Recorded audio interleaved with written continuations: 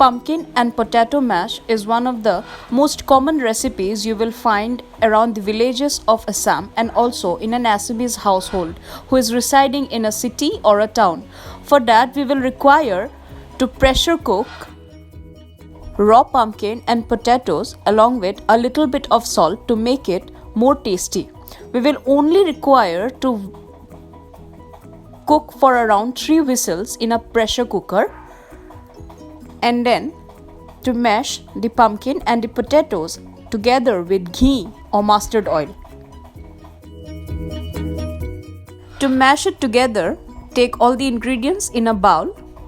After taking out from the water, pressure cooked water to be precise, add salt and a tablespoon of mustard oil or ghee.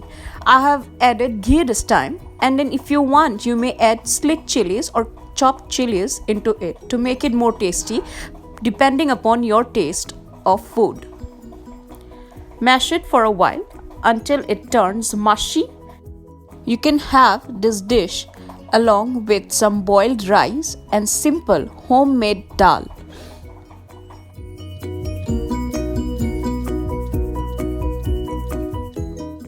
I hope you have enjoyed the video and surely give it a try the next time you enter your kitchen.